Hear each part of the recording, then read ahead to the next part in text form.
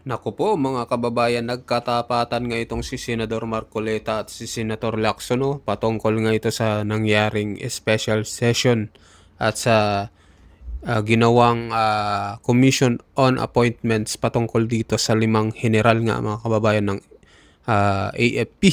So ito pakinggan natin mga kababayan. I presume that the appointment made last year is supposed to be continued. May I ask the Secretary to explain that, if that assumption is correct? And if that assumption is enough to override the clear provision of the law? Honorable Lacson? Again, I'd like to clarify, hindi po last year. Before May 25, 2026, yung nag-resume tayo ng first regular session. Kasi nag-break tayo. Bago tayo mag-resume, they were given ad interim appointments by the President. So yun po yung ina-apply natin because a special session that we are having today is a continuation of the first regular session, Mr. Chairman. So yung birthday nila fell after. Kailan ang birthday mo, General? May 14.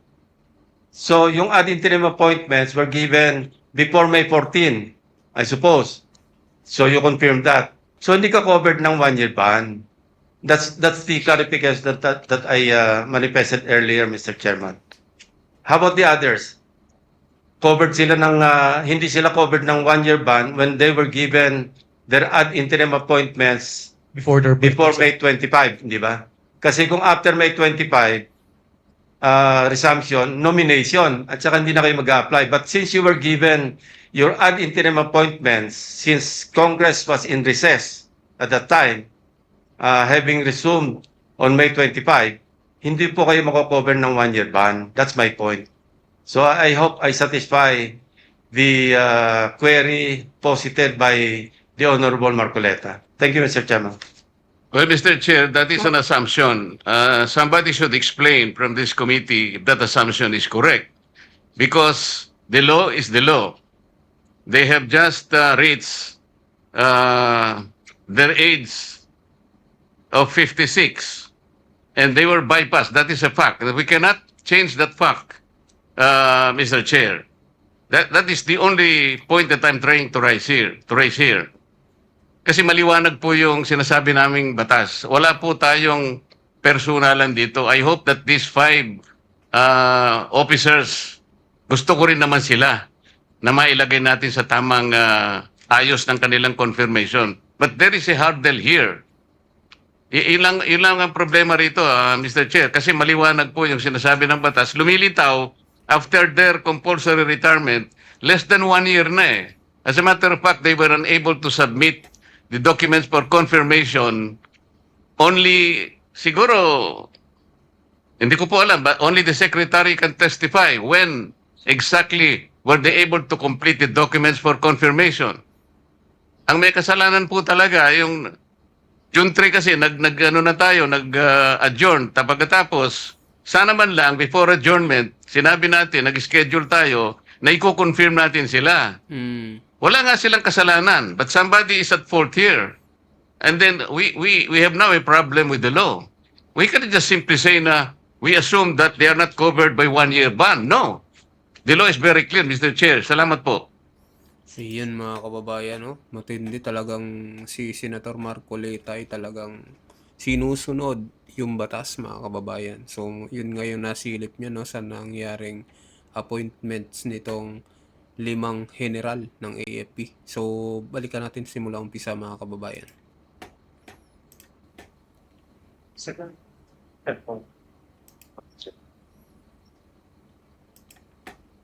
Good morning, Lieutenant General Peralta. Tama po ba na ang birthday ninyo is May 14, 1970, Yes, sir. which was last month? Yes, sir. Meaning to say you already reached the age of 56 and you were bypassed upon seeing the adjournment of Congress on June 3. Is that correct? Yes. Yes, sir. As a matter of fact, this circumstance also applies to the rest of your colleagues, namely Vice Admiral Alan M. Javier,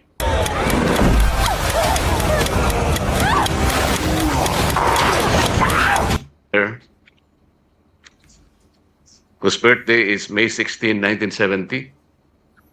Major General Isagani Criste, birth date is April 21, 1970. Brigadier General Naisforo Diaz, birth date May 5, 1970. And Brigadier General Rus Mawate Remo, April 24, 1970. Meaning to say, the five of you, General, already reached the age of 56. And everyone was bypassed upon the Senate adjournment of Congress last June 3, 2026. That is a fact, sir. And are you aware of Republic Act 11939? Yes, sir. Republic Act 11939 amended Republic Act 11709. You're familiar of that.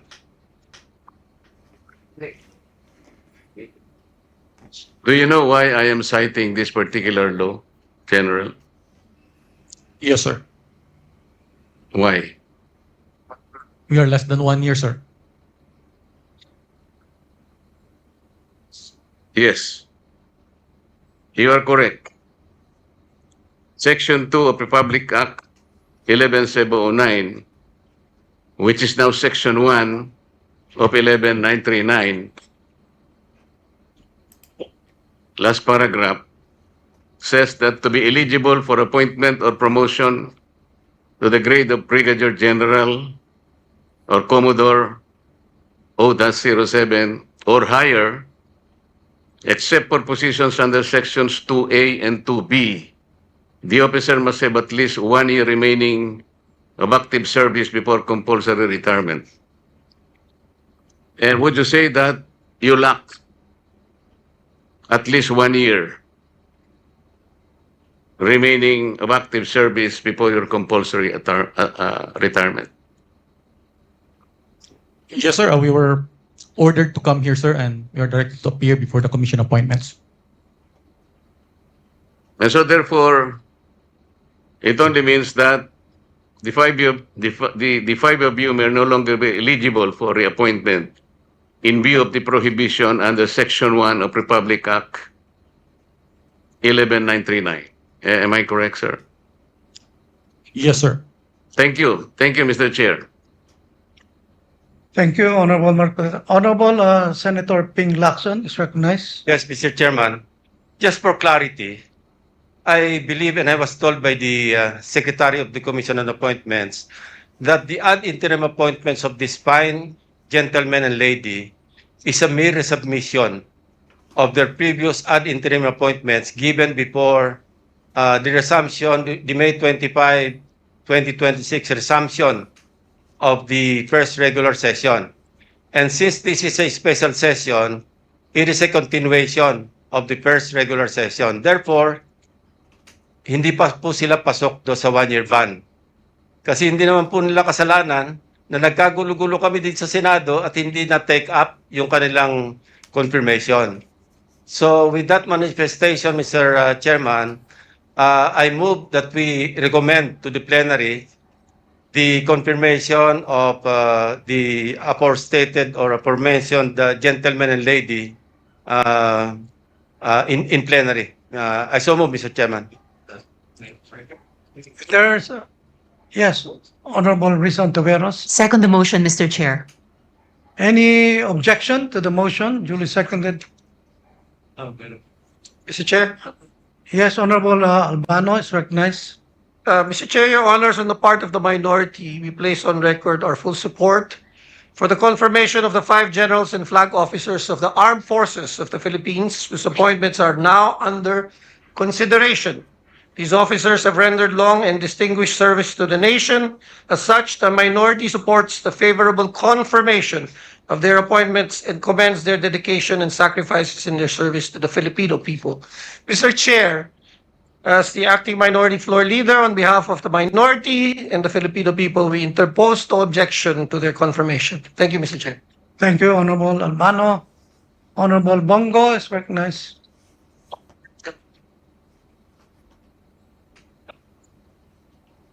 Mr. Chair, esteemed colleagues, allow me to express my full support for this commission. As this commission gives its consent to the well-deserved appointments of the senior officers of the Armed Forces of the Philippines. These officers have demonstrated professionalism. Opo, sir. Ano lang, support lang po. Manifestation lang po.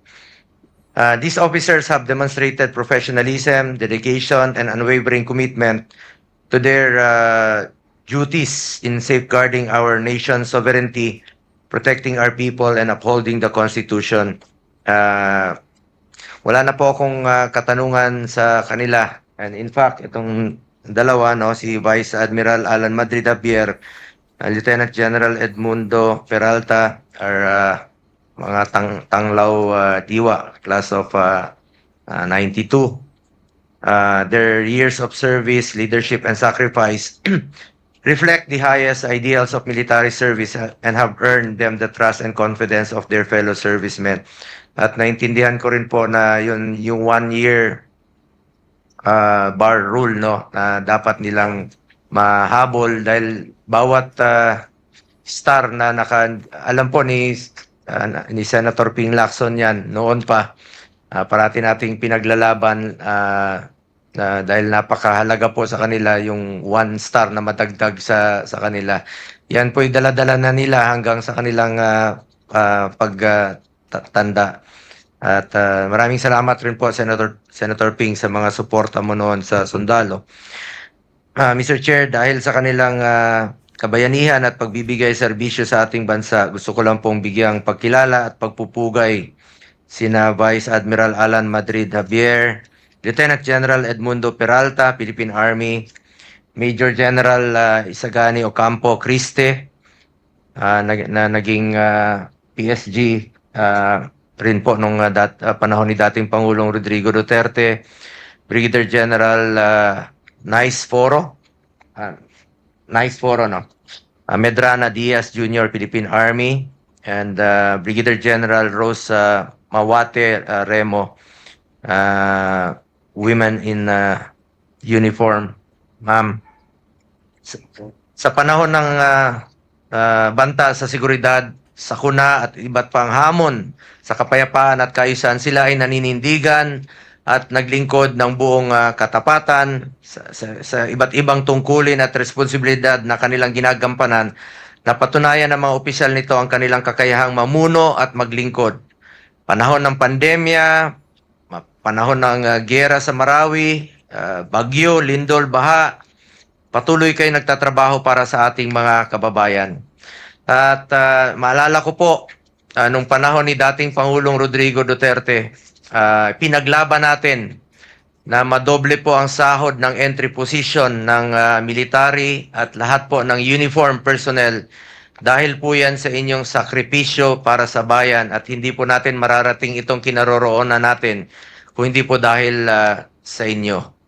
As our first line of defense, your continued courage and commitment are vital to defending our country's honor, rights, and future.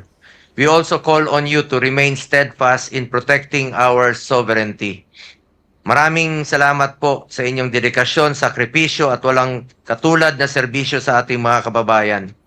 Wala po akong katanungan, kung hindi nagbibigay lang po ako ng full support dito sa ating hearing sa Commission on Appointments. Dati naman po akong membro dito since 2019.